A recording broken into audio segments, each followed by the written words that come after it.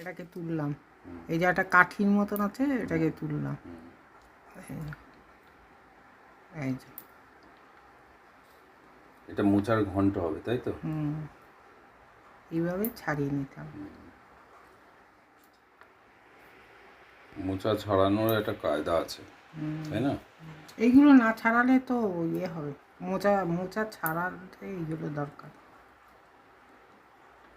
এই আঁশের মতো, আঁশের প্রথমে একটা আঁশের মতন আছে ওটাকে ছাড়াতে হবে, তারপরে ভেতরে একটা শক্ত কাঠির মতো থাকে। হ্যাঁ ওটা একটা কাঠির মতো, হ্যাঁ নাহলে ওগুলো মুখে শক্ত শক্ত, ওই জন্য এগুলোকে ছাড়াতে হয়।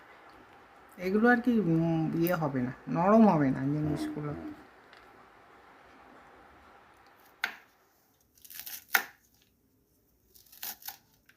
মোচাগুলো ছাড়ানো হয়ে গেল, এরপরে তুমি মোচাটাকে ছুরি দিয়ে স্লাইস করছো, তাই তো? ছোট ছোট করে কাটছো, আর ওটার মধ্যে এই গামলাটার মধ্যে চোবাচ্ছ, ওটার মধ্যে হচ্ছে তোমার এই হাঁড়িটার মধ্যে হলুদ জল, হলুদ দিয়ে জল দিয়ে।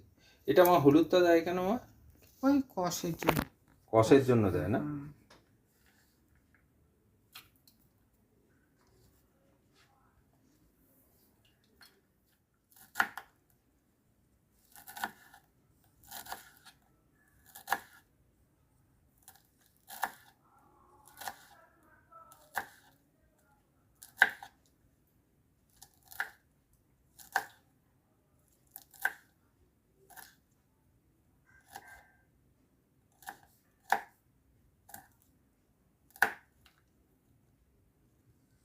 এইসব রান্না অনেক পুরনো দিনের রান্না। আগে তো তোমরা সব বটিতেই কাটতে, তাই না? এখন বুঝতে পারি না আলু বটি দিয়ে কি করে।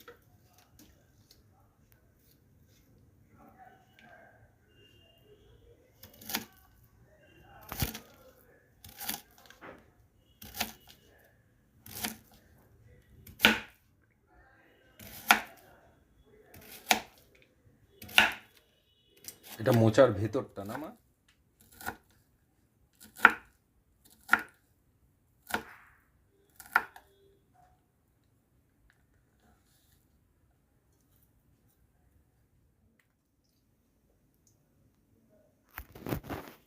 এবারে তুমি সিদ্ধে বসালে না, প্রেসার কুকারে সিদ্ধ দেবে।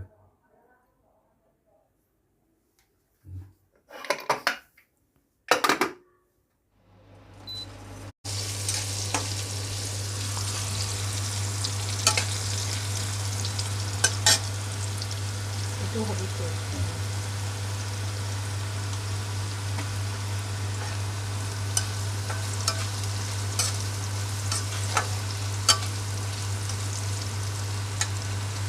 এবার মোটা করে দেবো।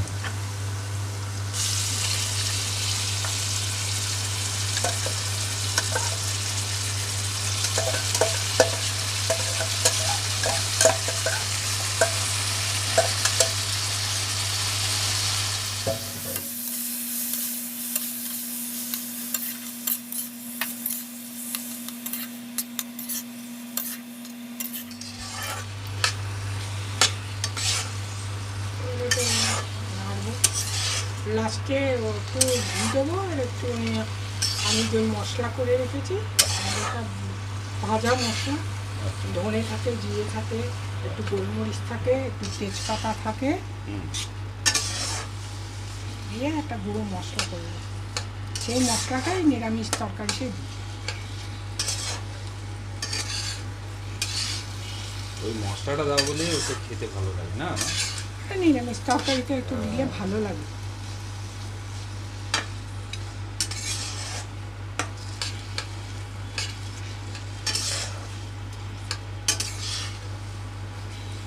ঘি দেবো, মিষ্টি দেবো,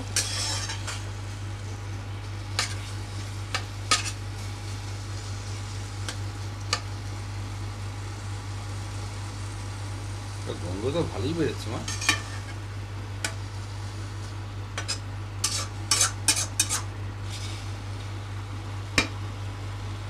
তাও এখন ঘি পড়েনি, তাই না? ঘি পড়েনি, মশলাটা পড়েনি।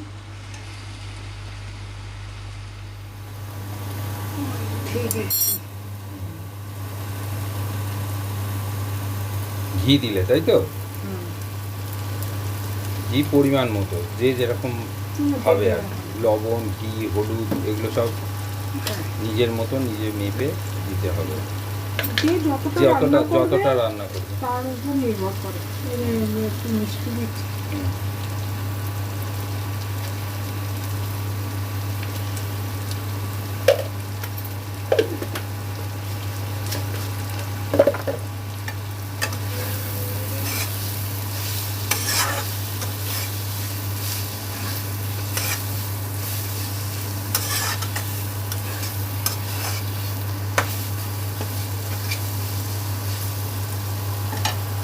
মশলাটা দেবো এবারে।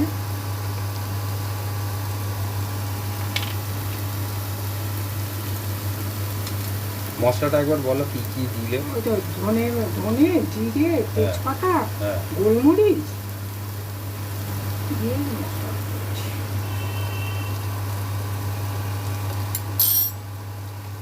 এটা ভাজা মশলা তাই তো? হ্যাঁ, এটা ভেজে তারপর গুলিয়ে নিয়েছি।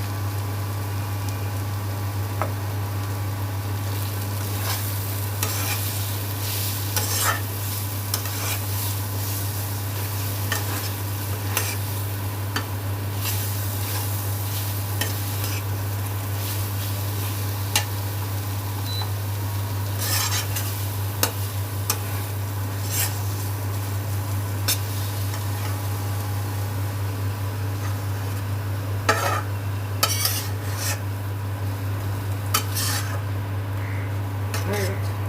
কমপ্লিট হুম। হয়ে গেছে।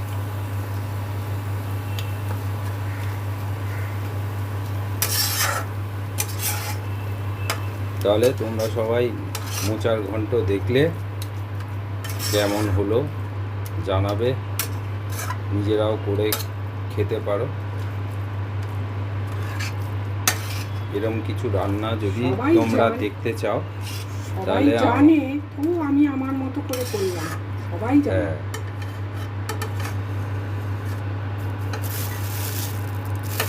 তাও এরকম কিছু রান্না যদি মায়ের হাতে তোমরা দেখতে চাও কমেন্ট করলে মা করবে।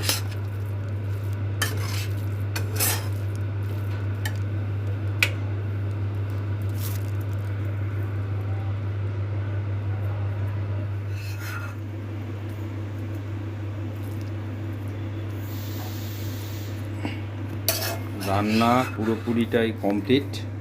এবার মা বাটিতে সার্ভ করছে।